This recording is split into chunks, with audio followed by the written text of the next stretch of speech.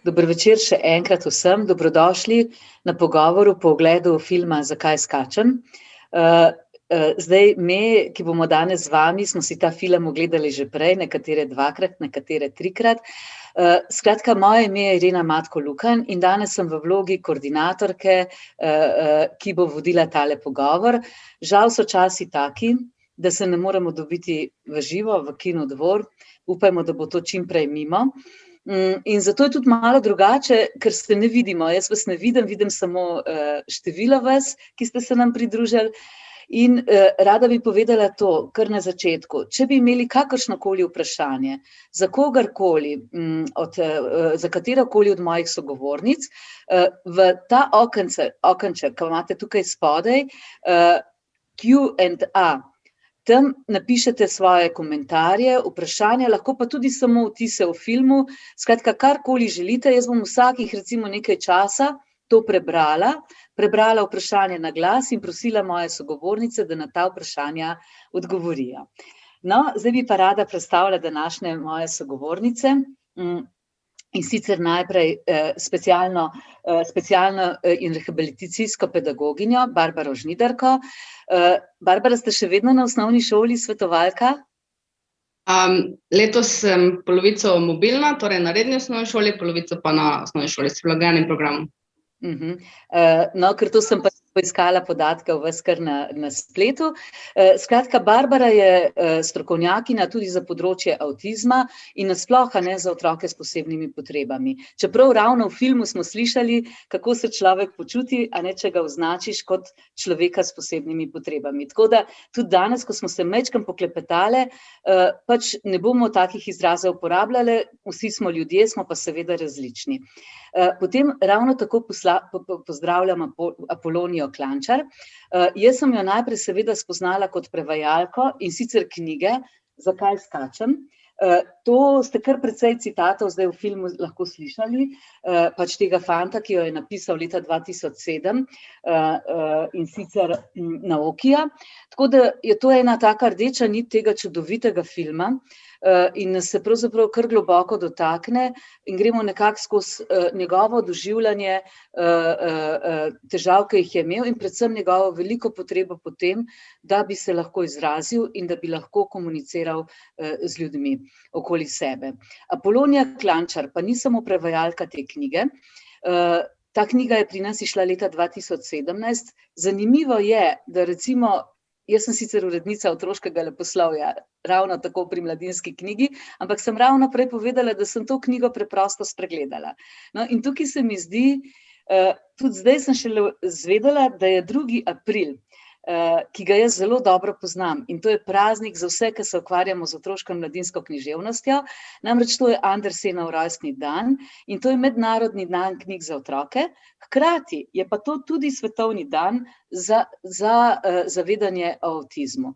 Tako da se mi zdi to kar ena taka posrečena kombinacija, da se na predvečer tega praznika oziroma tega dneva, ko naj gre za osveščanje kaj v zvezi z avtizmom, da smo se pač srečali na tem pogovoru. No, z nami je pa tudi Tina. Tina je pa študentka anglistike in geografije, hkrati pa ima tudi spekter avtizma. Je na tem spektru. Prej sem prav spraševala, kako naj se izrazim in seveda, predvsem smo vsi ljudje različni, vendar pa v tem filmu, zdaj pa če gremo nazaj na film, smo pravzaprav spoznali poleg tega kar del te vsebine te knjige, Zakaj skačem, tega dečka, tudi 5 mladih ljudi, ki imajo vsak na svoj način težave povezane z avtizmom. In tukaj bi mogoče šla kar na začetek, Barbara, k vam, pa ne, da kar začnete takoj govoriti o tem, ampak me zanima, kako ste vi film doživela, kako ste ga videla, kako se vam je zdel. Se mi zdi, da je pač film prikazal tisto populacijo otrok, oseb, odraslih, v tem primeru mladostnikov z avtizmom, o katerih manjkrat govorimo. To so pač tisti posamezniki, ki na prvi pogled že vidimo, da imajo neke posebnosti, da imajo določena vedenja, pa ne vidimo na prvi pogled njihovih sposobnosti. ki so jih oni lepo prikazali v filmu. Ker imamo pa na spektru tudi druge posameznike, tiste, ki pa na prvi pogled ne vidimo, da se soočajo z nekimi težavami, z nekimi problemi. In se mi zdi, da je pač to pomembna tematika, da govorimo tudi o tisti strani oziroma o tistih posameznikih, ki imajo te večje težave in skrivajo vse svoje sposobnosti. Tako da ja, pač jaz sem to sicer že doživela, te zgodbe tudi pač pri mojem delu, ampak ja, se mi zdi to, da je to stvar, o kateri manj govorimo, tako da se mi zdi pomembna tematika to.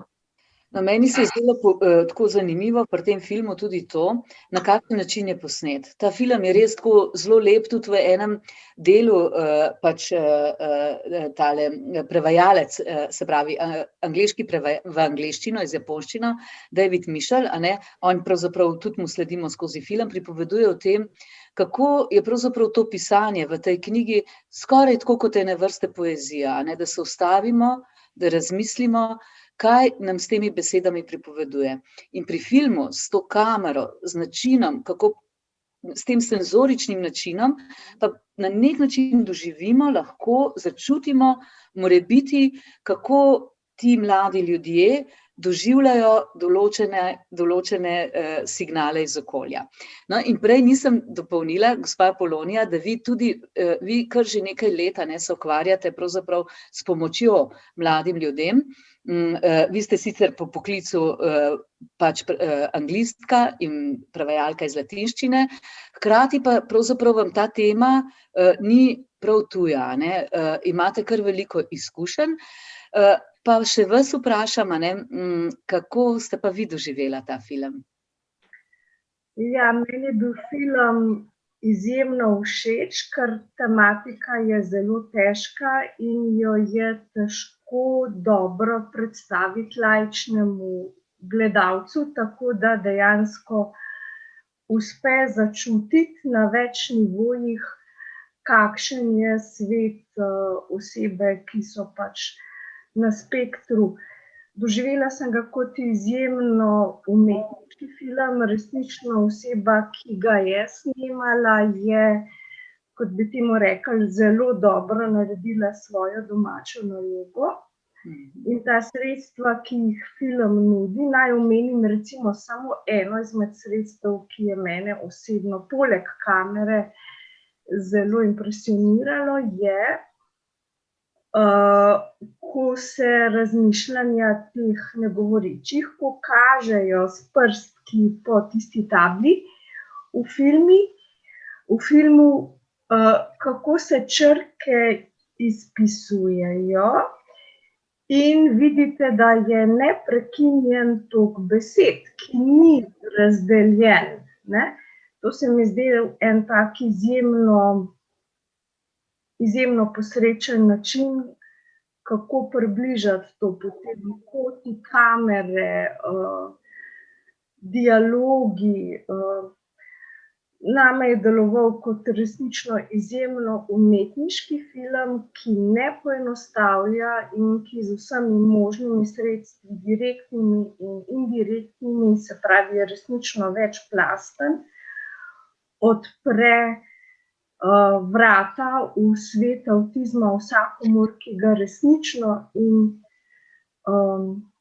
iskreno zanima, kako je biti v našem svetu. Jaz sem tudi na spektru, prej je Barbara rekla, pač eni skrivajo težave, sposobnosti, enim se ne vidi. Veste, tudi če ne skrivaš, pač ljudje te ne jemljejo resno, ker si tako drugačen, v najboljšem primeru si malce čuden, čudaški, ne.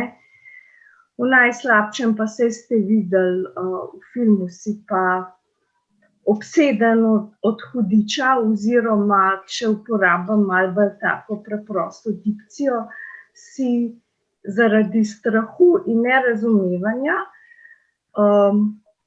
izločen in odrinjen ne samo od družbe pa recimo sistemov, kot so šolski, zdravstveni, sosedje zunaj, ampak žal pogosto tudi v lastni družini. Me razumete, si malce potisnjen, ker si pač drugačen.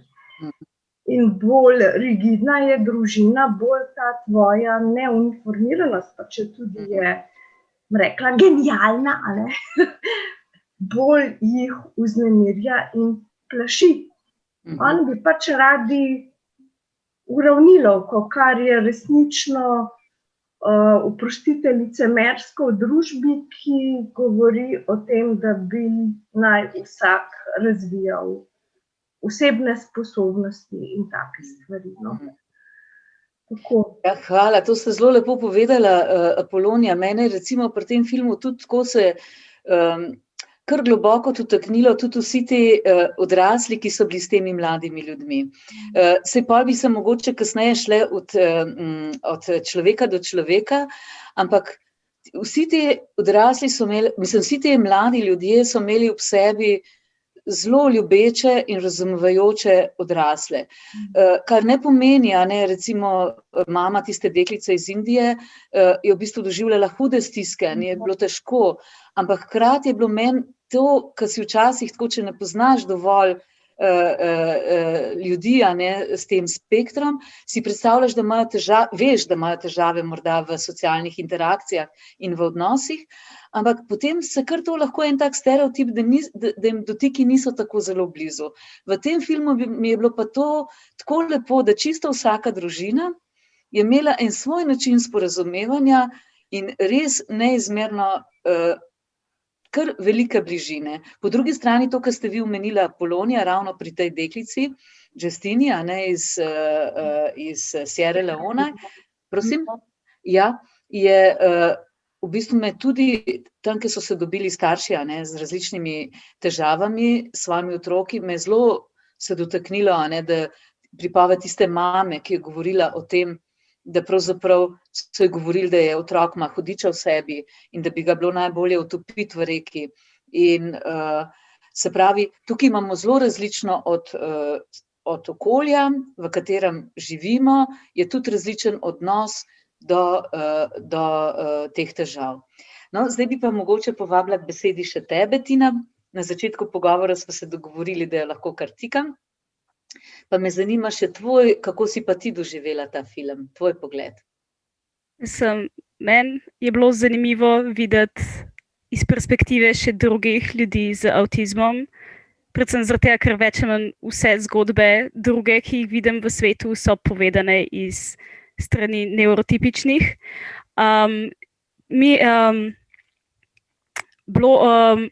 Bilo mi je po eni strani zelo novo, zaradi tega, ker imajo vsi zelo specifične svoje težave, svoje življenja.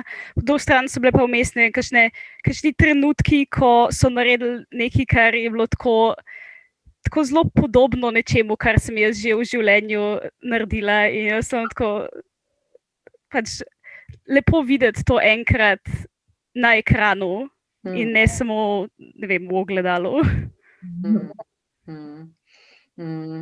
Bi vidve kaj dopolnili, Barbara pa Apolonija?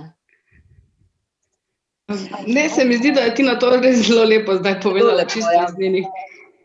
Jaz sem zdaj, pač to, kar sem vas na začetku povabila, da na ta delček Q&A napišete svoje mnenja, vprašanja in bom vsake toliko cajta pogledala, zato da pač, da se posvetimo tudi gledalcem, čeprav jih ne vidimo. Zdaj, ta film je res, tako kot ste vi rekla, Apolonija, umetniško zelo močan. Dobil je tudi kar precej režisera, Jerry Rothwell je za ta film dobil kar precej nagrad in jaz mislim, da je to tudi eden take močne umetniške stvaritve. Pravzaprav nam pomagajo, da lažje razumemo ali pa pogledamo nek svet, ki nam je morda drugače tuj. In tudi zdaj, ko sem pogledala malo na društvo Astvi, pa na društvo Sam, ki se ukvarjajo s tem, sem videla, da kar priporočate literaturo, različno literaturo, med drugim tudi to knjigo Zakaj skačem. No, zdaj bi pa samo prebrala v bistvu eno mnenje gospe, ki piše tako: Sem mama 18-letniku z avtizmom. Knjigo sem prebrala 2-krat v enem tednu, pa mislim, da bo moje pogosto čtivo. Tako knjiga kot film sta zelo lepo prikazala razmišljanja in čustvovanja oseb z avtizmom. Mojega tima bolj razumem. Vsak dan se srečujemo z novimi izzivi v svetu avtizma. Na področju zavedanja avtizma in razumevanja teh oseb se je v zadnjih letih marsikaj spremenilo na bolje. Še vedno pa menim, da ni dovolj poskrbljeno za življenje odraslih oseb z avtizmom. Tu bo v prihodnjih letih treba še marsikaj storiti. No, tukaj se mi zdi zanimivo, ko je oče tega fanta Josa iz Anglije na koncu govoril o tem, kako mu je težko, ko pomisli, da si želi, da bi bila družba tako odprta in tako sprejemajoča, da tudi kadar ne bo več njiju, ženo, da bo za Josa, da bo imel odprta vrata in da bo zanj dobro poskrbljeno in da bo lahko varno živel. No, Barbara, kaj bi vi pridodala k temu, kar je napisala gospa? V tem delu se moram strinjati z gospo, dejansko smo res v zadnjih letih veliko naredili na tem, da laična populacija, pa tudi strokovna, torej se pravi učitelji, vedo, kaj to avtizem je, oziroma da vedo, da avtizem obstaja. Še vedno pa imamo veliko izzivov in veliko težav s tem, da vemo, kako ravnati, kako odreagirati, kako razumeti mladostnike, otroke in odrasle z avtizmom. Tako da pač tu smo naredili nek premik, ampak imamo pa še dolgo pot pred sabo, da bo dejansko za vse posameznike na spektru poskrbljeno tako, da ne bojo se čutili več drugačni, ampak enakopravni člani naše družbe. Tako da tukaj pa mislim, da imamo še dolgo pot. Kaj pravite vi, gospa Apolonija? Ja, se zelo strinjam z gospo Barbaro, da oseb na avtističnem spektru je toliko, da nihče več se ne more delati neumnega in reči, da to ni problem.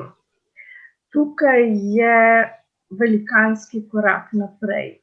Žal smo pa tukaj obtičali, zdaj bom pa govorila ne toliko kot oseba na spektru, ampak kot oseba, ki dela zdaj 8 leto v zasebni praksi, kjer tem osebam pomaga. Tako kot je gospa Barbara izpostavila, problem je zdaj, kako jim pomagati glede dveh najhujših vprašanj, ki pa sta tudi v filmu odlično pokazani. In to je vprašanje, kdo bo skrbel za tega otroka, ko mene ne bo več. O tem se javno ne govori in o tem, da rehabilitacije za te osebe, ne glede na starost, praktično ni, ker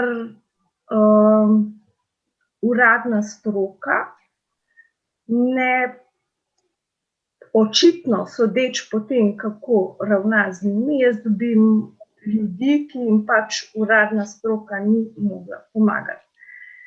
Tukaj mislim predvsem na zdravniško in šolsko, pa tudi zasebne inštruktorje, recimo, če so ti otroci v šoli. Se pravi, zakaj jim ne znajo pomagati? Ker Angleži bi rekli, lajajo pod popolnoma napačnim drevesom. V tistem grmu ni zajca. Vešajo se na neke simptome, ki so vedenjski, pa na govor, oprostite, ampak zato ni treba biti strokovnjak, to vsak hiter opaz. Še vedno jim pa ni jasno to, kar je pa jasno vsem tem staršem in tudi je v filmu mnogokrat omenjeno, tako strani staršev kot strani Mitchella. In to je, da gre primarno za stvar drugačne nevrologije in senzorike, torej zaznavanja po vseh znanih in neznanih čutilnih kanalih, z vidom, sluhom, tipom, ravnotežjem. Se pravi, kar se tega tiče, se bojim, da je še zelo slabo, no, tako bom rekla, da je neosveščenost gromozanska in da je to potem sekundarno stvar motorike. A ne? Ker kaj pa je to, da jaz lahko govorim? To je stvar fine motorike ustne votline.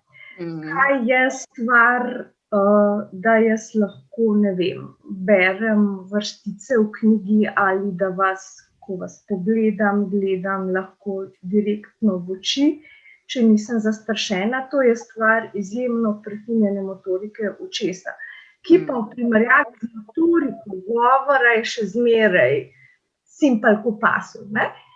Se pravi, ti dve osnovni stvari, sodeč po načinu, kako tem ljudem želi pomagati in kako izobražuje kadre, ki naj bi jim pomagali, se jim ne sanja. Se pravi, to, kar potrebujejo osebe na spektru, ni etiketa, ni poseben dan, ni da se govori o njih, ampak da se jim nudi pomoč, ki jih bo opolnomočila. In tukaj bom zelo jasna. To ne pomeni, da smo super sistem, če neka oseba, ki ima hude motnje, dobi ful ur individualne pomoči pa spremljevalca.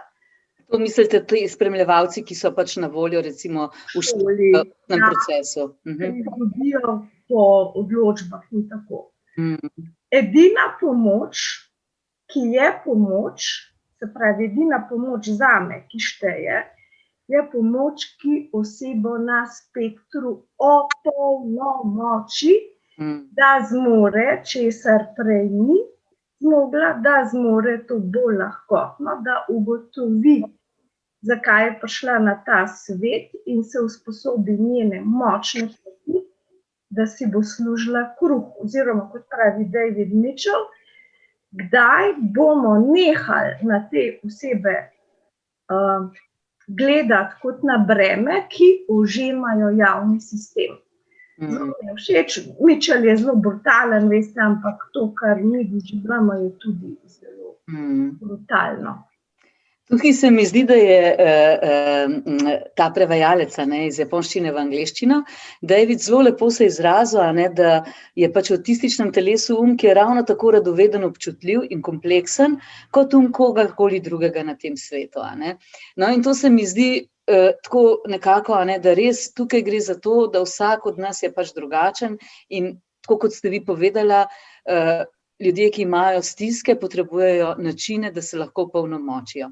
No, dobila sem pa tudi eno vprašanje za Tino in sicer mogoče se navezuje na to, tako lepo mi je bilo tam v filmu, ko je Ben rekel, ta Ben, ki je iz Amerike in sta prijatelja s to Emo in je skozi to tablo povedal, da se mu zdi pomembno, da verjame, da razpravo o avtizmu lahko spremenimo tako, da sami postanemo del te razprave. Se pravi, da so ljudje pač so vključeni.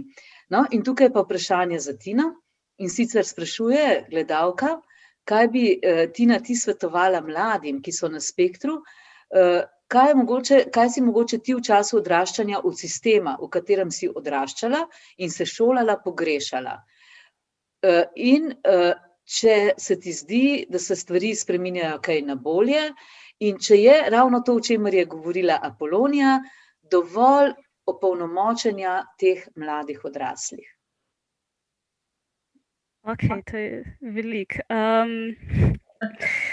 Tako, kaj sem pogrešala?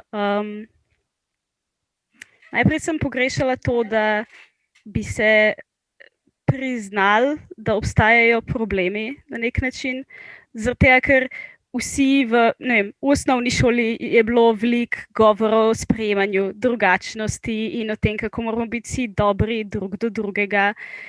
Ampak takrat, ko je bilo treba kaj na to temo narediti, je bilo nenadoma vse pretežko in preveč in samo majhna razvajena punčka, ki ne zna sedeti pri miru. Tako da ja, za začetek je treba sploh pač priznati si, da obstajajo problemi, ki jih je treba reševati, drugače se ne bodo rešili. Druga stvar, ki bi verjetno prav prišla meni in mnogim drugim, je, če bi bilo manj stigme v zvezi z mentalnim zdravjem, z nevronetipičnostjo, zaradi tega, ker to, da sem šla k šolski psihologinji, je po eni strani mi pomagalo, zaradi tega, da sem sprocesirala neke stvari, ampak po drugi strani je dodal nek dodaten pritisk celotne družbe okoli mene, zaradi tega, ker ona je bila tista, ki je šla k psihologinji in je mogla iti k psihologinji. In če bi bilo manj tega, bi manj časa trajalo, da bi šla do psihologinje in bi bilo bistveno manj stvari, ki bi jih potem pri njej mogla pol predelati. Kaj so bile še druga dele vprašanja? No, to je pa še bilo potem dodatno, lepo si zdaj to odgovorila, ne? Čeprav bom tukaj potem vas, Barbara, še vprašala, ne?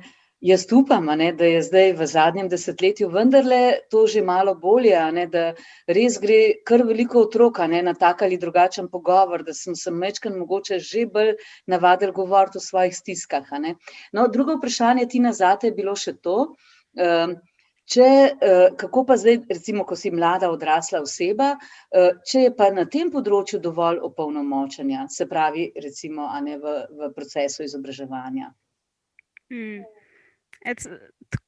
Šola je sama po sebi strukturirana in zato je lahko tudi pomoč bistveno bolj strukturirana, kot bo zdaj v nadaljevanju mojega življenja, in to me, če sem pa čisto iskrena, malo straši.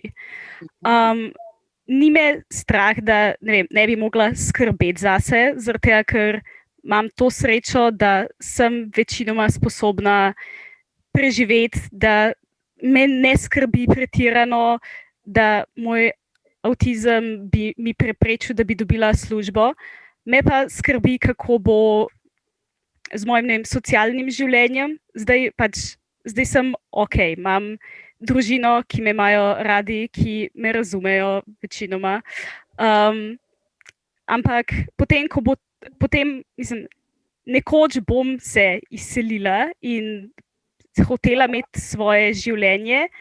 In ta stvar, to v filmu, ko so starši rekli, kdo bo skrbel za otroka, potem ko jih ni več, meni mogoče ni zadel toliko na čist hrana in takšne stvari, ampak kdo bo skrbel, kdo bo skrbel za moje čustvene potrebe, mislim, to je slišati tako, ampak ko bom našla nekoga, s komer bom lahko delila življenje, potem, ko nekako bom mogla se odmakniti od... Se pravi, da se boš osamosvojila in šla iz družine ven v samostojno življenje. Ne? Barbara, za vas je tukaj tudi eno vprašanje, in sicer v filmu smo videli kar recimo pri Benu in pri Emi, pa še pri nekaterih, to črkovno abecedo, s pomočjo, tudi Polonija je to črkovno abecedo omenila, kako so bile združene te besede. Se pravi, posledično komuniciranje s pomočjo črkovnih tablic. In zanima gledalko Anjo, če tudi pri nas uporabljamo to črkovno abecedo. Jaz sem v filmu dobila občutek, da ne gre za neko posebno metodo, ampak da so njim dali v bistvu samo način, na kak način oni lahko sporočajo svoje želje, svoje misli, svoje potrebe. V bistvu tu ni šlo toliko za nek pristop, neko učenje, koliko je šlo za to, da so pomisli na to, da ima oseba z avtizmom, ki ne govori, željo nekaj povedati, in so jim samo dali, ker te posameznike verjetno ni bilo potrebno učiti tega načina, glede na to, kaj so sporočali, kakšne so bile njihove misli. So oni samo potrebovali list papirja, pa nekoga, ki jim je dal to možnost, da nekaj sporočijo. Ne vem, to pač tako sem jaz to doživela.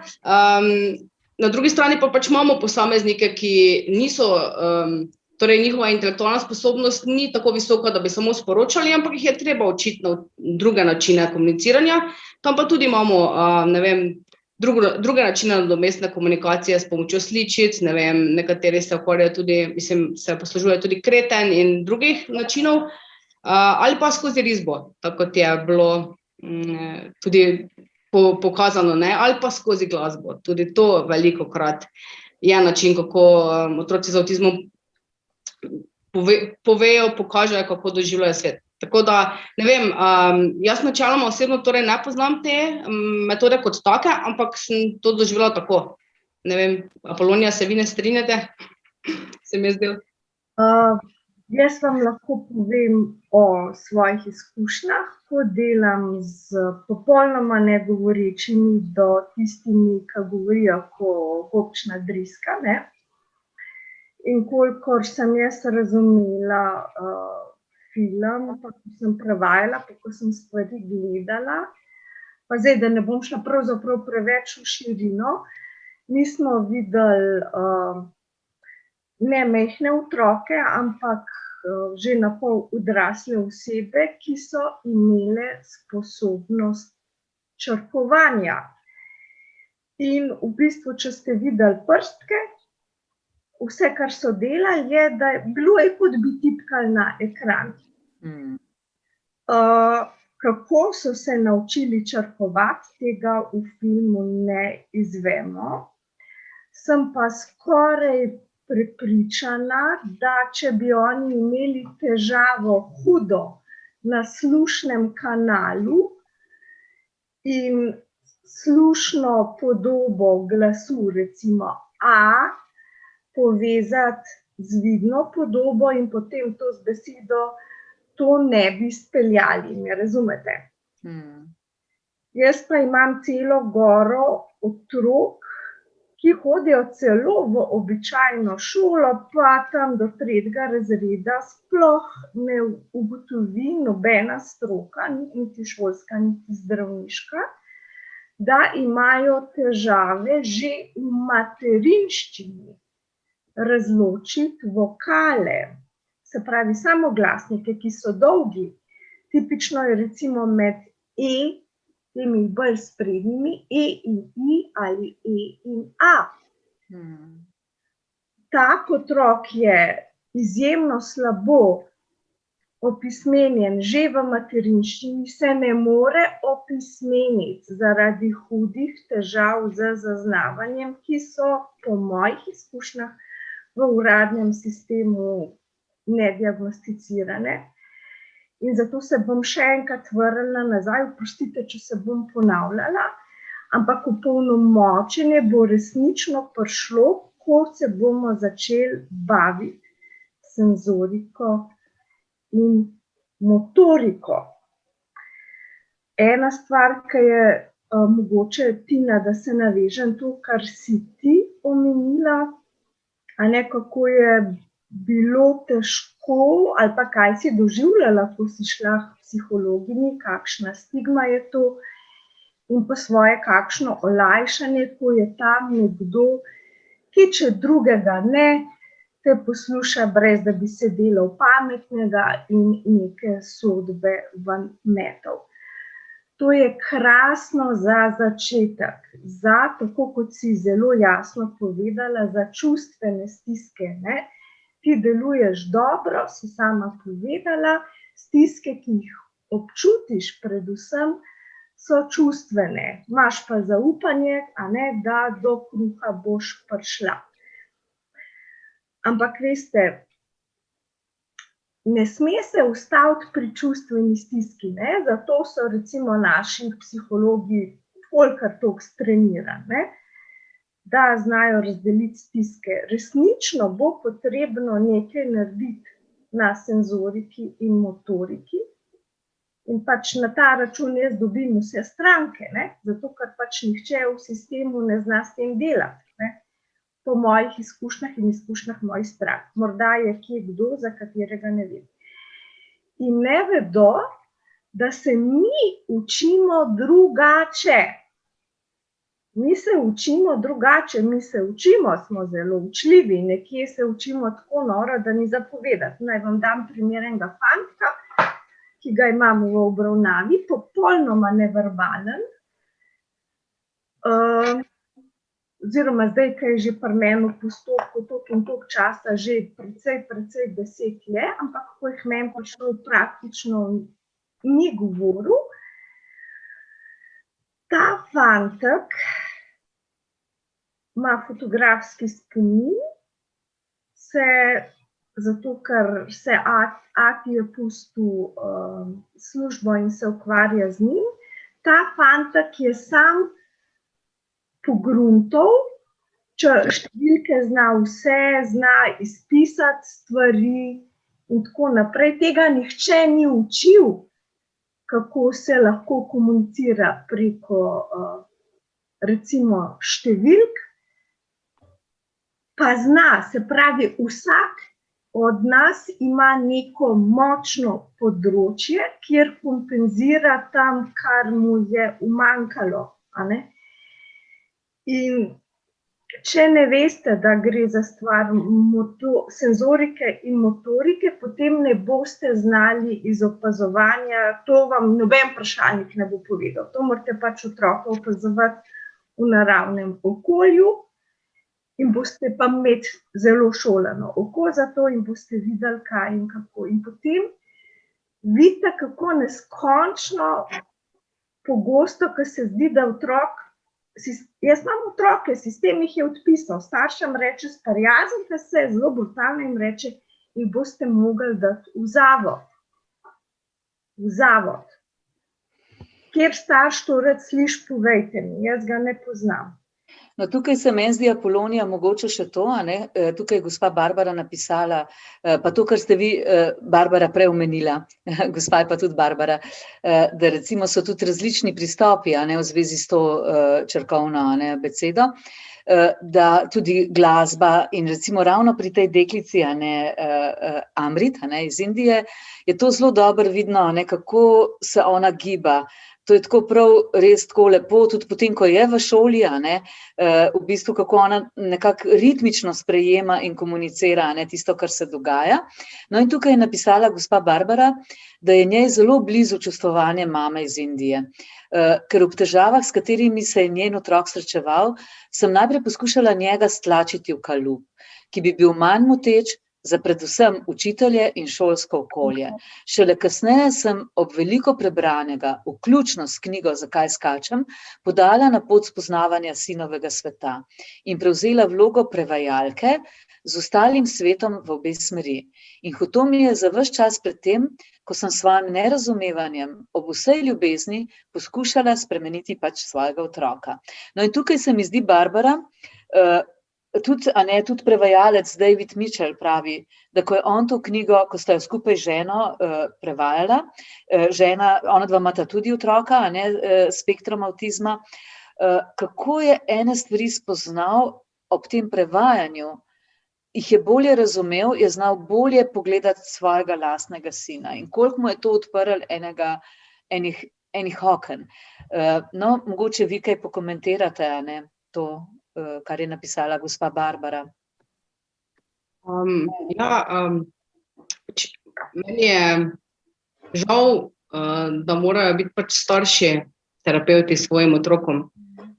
To ne bi smelo pač tako biti, Oni so v drugi vlogi tukaj, To bi pač mogla stroka prevzeti in mi, pač kot strokovnjaki, kot šola, kot izobraževalna ustanova, ki jo otrok obiskuje. Ampak ja, največkrat še vedno pač je tako, da so starši tisti, ki v bistvu pričakujejo več od svojega otroka in zato tudi dosežejo več. In zato se tudi borijo, zato da drugi pričakujemo potem več od njega in to tudi dosežemo. Tako da ja, pač ne vem, meni je bilo tudi zelo blizu ta citat, ko je rekel, da nevrotipični smo zelo slabi v tem, da razumemo vse, kar je nevrotipično. In to se mi zdi res, ja, definitivno. In to je problem. In pač ne vem, na splošno se mi zdi, da veliko govorimo o inkluziji in vsem, pač kako smo inkluzivna družba in kako poskrbimo za ranljive skupine. Ampak mislim, se mi zdi, da je primarna težava v tem, da dejansko ne živimo inkluzije. Zaradi tega, ker ne poznamo stvari, pa tudi, ko jih začnemo spoznavati, nimamo pozitivnega odnosa do tem in tudi nismo izpostavljeni. Ker pač jaz mislim, da je edina pot do inkluzije in sprejemanja drugačnosti to, da so otroci od malega že rastejo z nekom, ki je drugačen in da imajo vzor nekoga, ki sprejema to osebo. Samo na tak način lahko mi vzgojimo otroke, ki bodo čez neke generacije drugače sprejemali med sebe različne. In tu šepamo, no. To se mi zdi, da... Tukaj se prav navezuje na to, kar ste zdaj povedala še sporočila. Sem videla, da se jih je kar nekaj nabralo. Jih bom zdaj malo prebrala, tako malo strnjene. Gospa Neva Kralj se je oglasila, ona je specialistka pomoči z umetnostjo in je rekla, da njej se zdi pomembno poudariti resnično sprejemanje, razumevanje in upoštevanje spektra različnosti. Da se osebe lahko razvijajo in udejanjajo svoj maksimalen potencial. Takrat je pogled na posebnosti različnosti iz drugega zornega kota. No in gospa Neva Kralj je napisala vprašanje zate, Tina. Kako je pa tebi uspelo iti preko ovir, ki ti jih je postavljalo okolje? Začetek, prva stvar, ki verjetno je zelo pomembna, je, da moj oči je najverjetneje tudi avtist.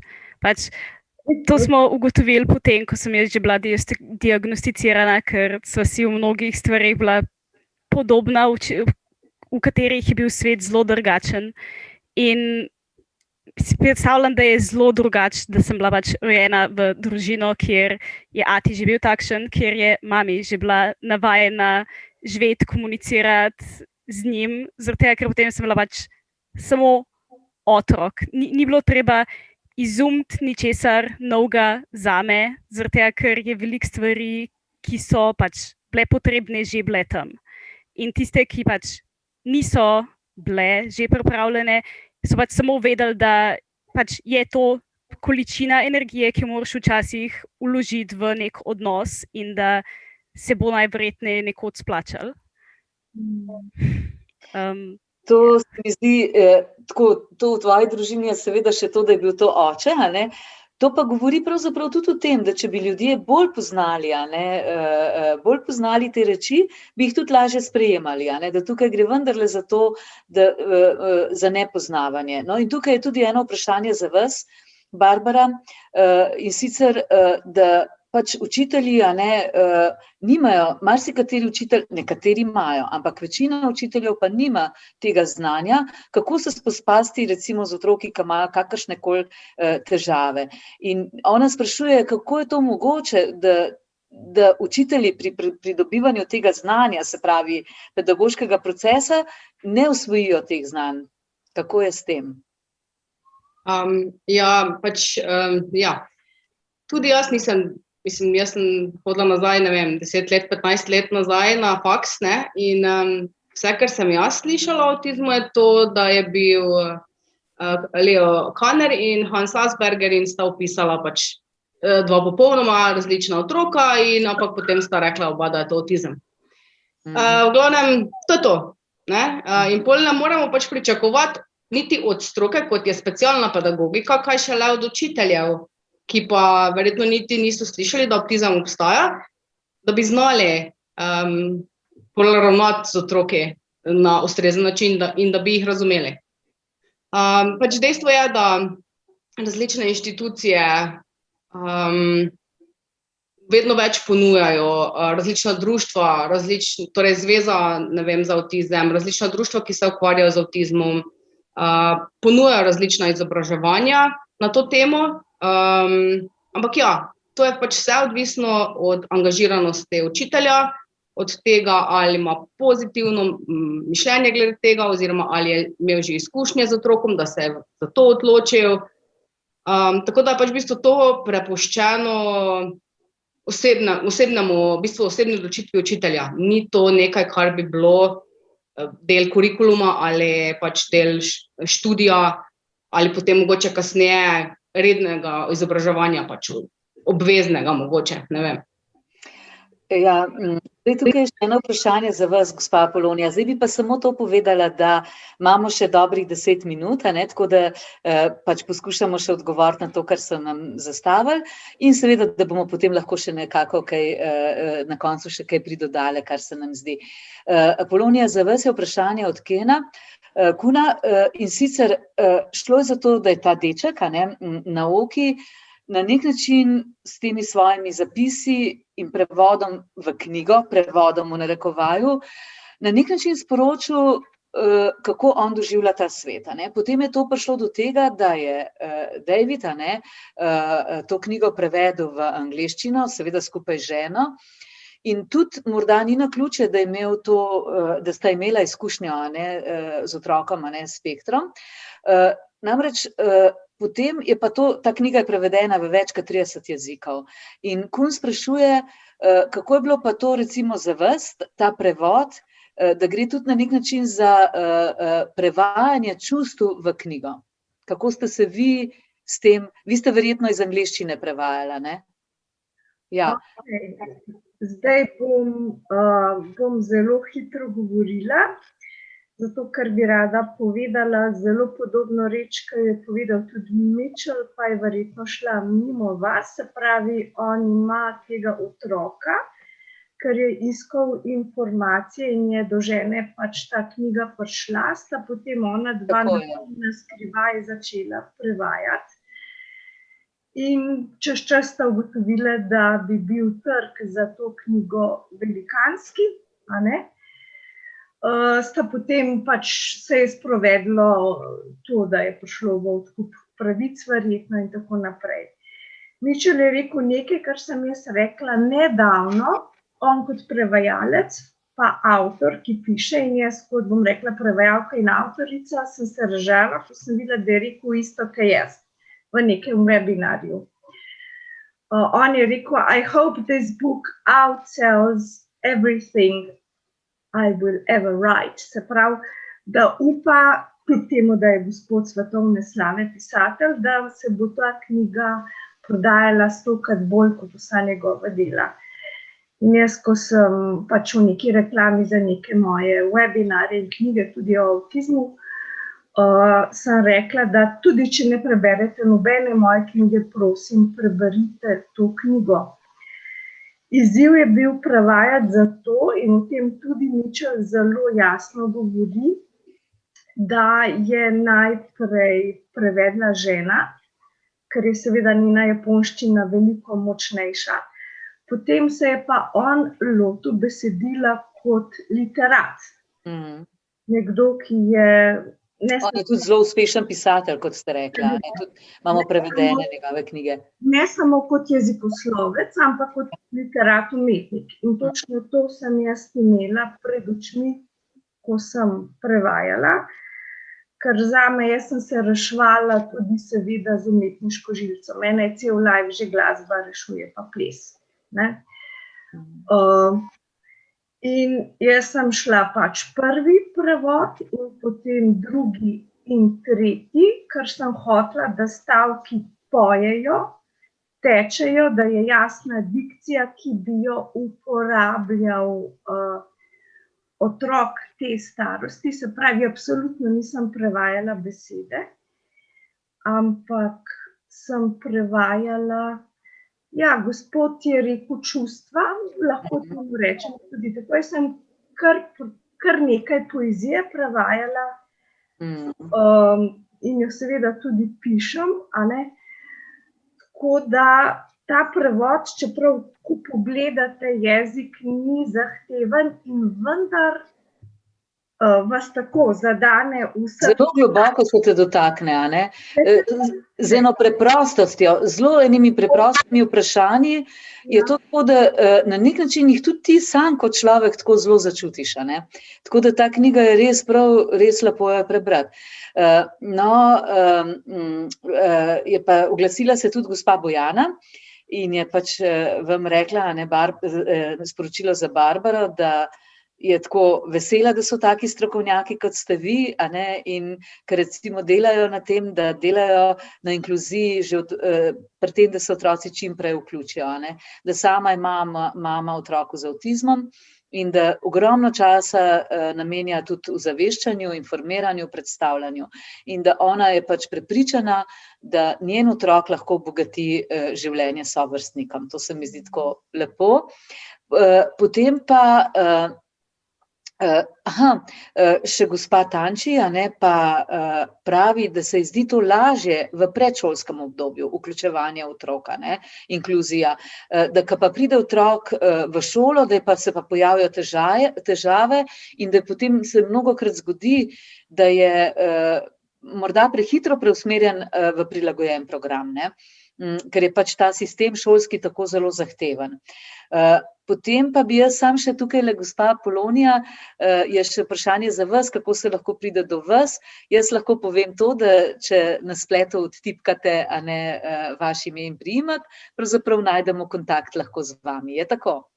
Tako, in to je čisto dovolj. Jaz imam na spletu ogromno informacij, o teh stvarih pišem v vseh svojih delih, pa mogoče kot bombonček za na koncu naj vam povem, da sem zaradi enormnih potreb, da praktično skoraj vse stranke v moji obravnavi so avtistične, sem ustavila vse svoje knjižne projekte v smislu angleščina teče, slovenščina steče, ker imam v pripravi tetralogijo, se pravi 4 knjige o avtizmu. Ogromno informacij imam na spletu, berite knjige, to je dovolj, ni treba, da karkoli še rečem. Ja, jaz vidim, a ne, da je to res taka tema, o kateri bi lahko še kar dolgo govorili, pa bi nekako zaključila tako. Tina, zate še eno vprašanje. Kaj je bilo pa tvoje, ali pa je tvoje najboljše oziroma najljubše orodje za preskakovanje raznih ovir?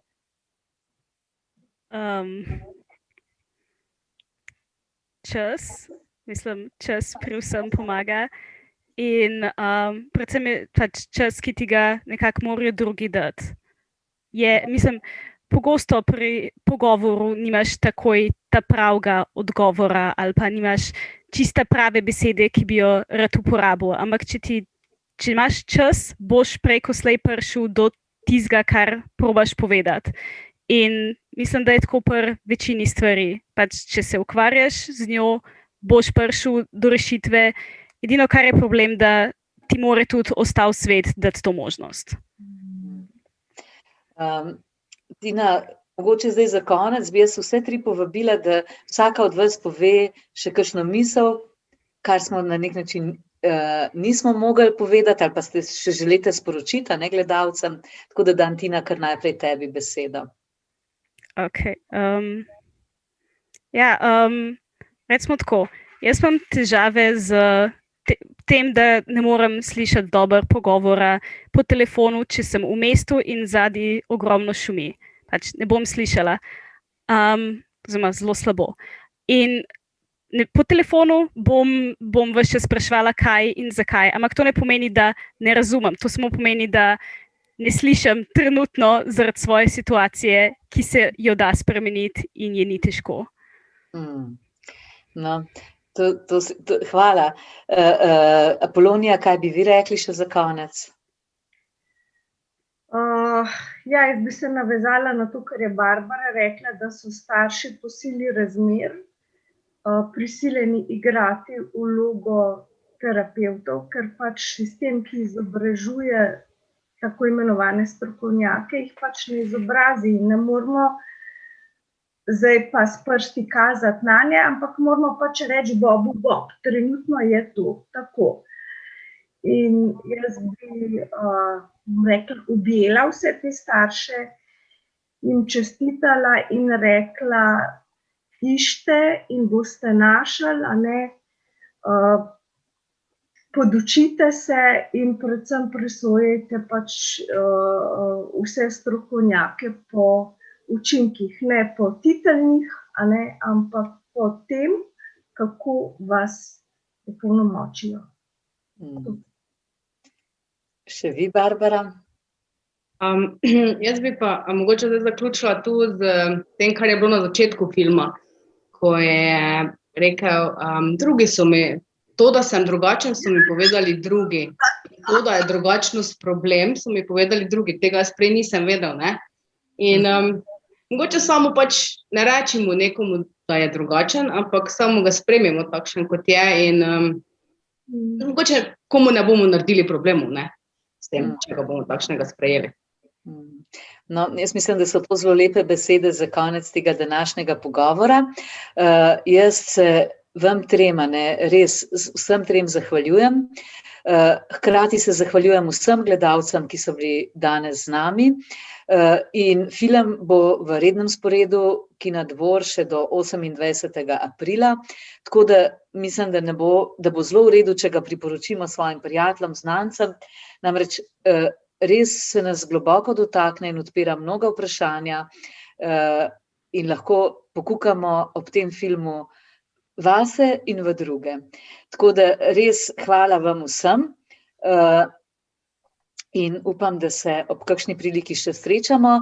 Tukaj smo dobili še kar nekaj zahval, kako je bil to en dober večer in tudi želja od gospe Tanči, da take vrste pogovori ne bi bili samo na predvečera svetovnega dneva, ampak da bi se tudi strokovne debate večkrat odvijale in da bi bilo čez nekaj časa seveda več strokovno usposobljenih ljudi, ki bi znali priskočiti na pomoč in razumeti.